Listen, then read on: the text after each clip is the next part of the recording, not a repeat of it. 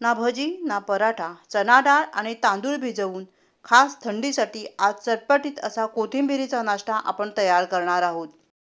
खाऊन घरचे सर्वजण खुश होतील इतका मस्त हा नाश्ता आज आपण तयार केलेला आहे. चला तर मग वेळ न दवडता रेसिपीला सुरुवात करूया. प्रीतीसमय रेसिपीजमध्ये आपलं खूप खूप स्वागत आहे.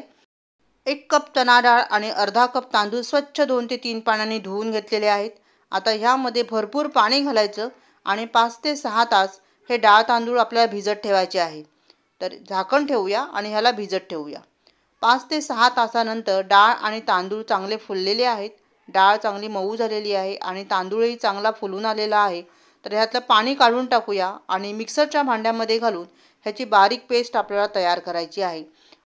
मात्र हे जे डाळ तांदूळ आहे ते आपण 2 भागामध्ये बारीक करून घेणार आहोत. तर इथे मी अर्धा भाग काढून घेतलेला आहे आणि यामध्येच आता आपण आलं, लसूण आणि मिरची हे सुद्धा घालून घेणार आहोत. तर इथे मी घेत आहेत 5 ते 6 पाकळ्या लसूण बारीक करून घेतलेला आहे, म्हणजे चांगला बारीक होईल. 4 हिरवी मिरची तिखट आहेत आणि 1 इंच आलं. तर मिरची तुम्ही तुमच्या आवडीनुसार कमी जास्त करू शकता.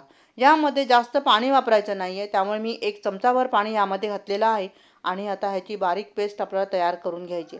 शक्यतो कमीत कमी पाणी ह्यामध्ये घालून हे आपल्याला घट्टसर असंच वाटून घ्यायचं आहे.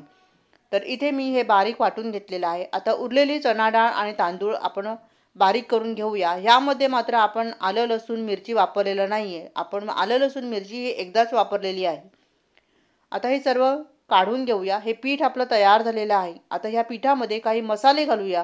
तर इथे मी 1 चमचा धणा पावडर, 1 चमचा जिरा पावडर, 1.5 चमचा मी पांढरे तीळ घेतलेले आहेत, अर्धा चमचा ओवा, अर्धा चमचा गरम मसाला, अर्धा चमचा हळद आणि अर्धा चमचा मी लाल तिखट घेतलेला आहे आणि चवीनुसार आपण ह्यामध्ये मीठ घालूया. अगदी घरचेच मसाले आहेत. आता हे सर्व व्यवस्थित मिक्स करून घ्यायचं आहे. तीळ मात्र ह्यामध्ये अवश्य घाला, कारण थंडीसाठी नाश्ता आहे. तिळामुळे त्याचा स्वादही वाढतो. आता इथे मी घेतलेली आहे 1 जुडी कोथिंबीर आणि हे देठासकट कोथिंबीर घेतलेली आहे, कारण ह्याचे देठ कवळे आहेत. चांगली फ्रेश कोथिंबीर घेतलेली आहे आणि स्वच्छ 2 पाण्याने धुवून घेतलेली आहे, निथळत ठेवली आणि त्यानंतर कॉटन कपड्यावर मी ह्याला सुकवून घेतलेला आहे. तर चांगली कोरडी करून घ्यायची आहे आणि नंतर बारीक चिरून घेतलेली आहे. ह्याला कोथिंबीर कपाने मोजली तर 3 कप ही कोथिंबीर आहे बारीक चिरलेली. आता ह्या पिठामध्ये आपण हे कोथिंबीर घातलेली आहे आणि हाताने आपण ह्याला मिक्स करून घ्यायचं आहे. तर म्हणूनच मी म्हटलं होतं की पाणी ह्यामध्ये कमीत कमी वापरायचं आहे, म्हणजे ह्याचा घट्टसर गोळा आपल्याला तयार करता येईल. तर कमीत कमी पाण्याचा आपल्याला इथे वापर करायचा आहे, हे मात्र लक्षात ठेवायचं आहे. आता हे सर्व मी मिक्स करून घेते आहे.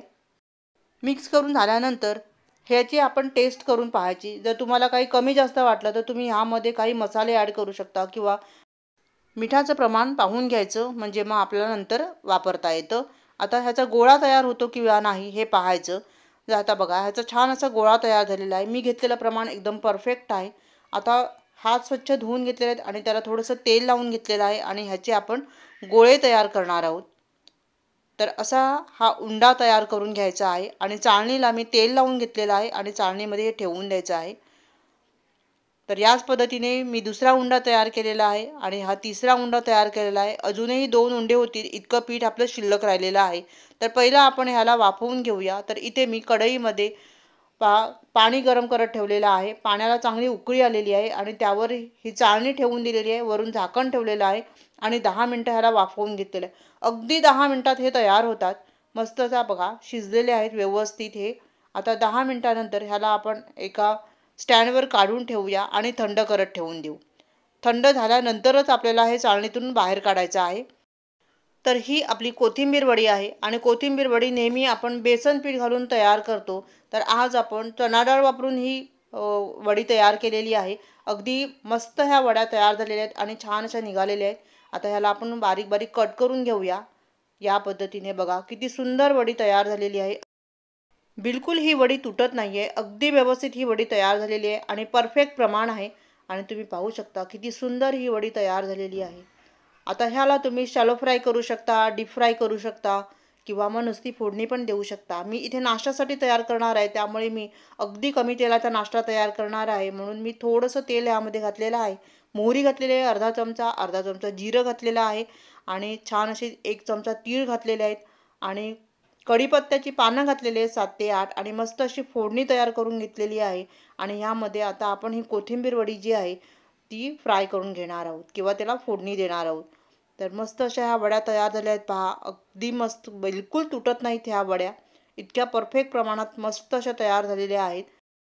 नाश्त्यासाठी बनवू शकता किंवा टी टाईम स्नॅक्स म्हणून तयार करू शकता किंवा मग दोन्ही वेळच्या जेवणासाठी पण तुम्ही तयार करू शकता. जेवणामध्ये साईड डिश म्हणून तुम्ही ह्याला वापर करू शकता. इतकी मस्त अशी ही कोथिंबिरीची वडी तयार झालेली आहे. चला तर मग आता मस्त ह्याला आपल्याला फोडणी देऊन झालेली आहे आणि प्लेटमध्ये आपण ह्याला काढून घेऊया. रेसिपी आवडली तर लाईक करायला विसरू नका. व्हिडिओ पाहिल्याबद्दल तुम्हा सर्वांचे खूप खूप आभारी आहे. पुन्हा भेटूया अशाच एका छान नवीन रेसिपीसह. तोपर्यंत धन्यवाद. Bye bye.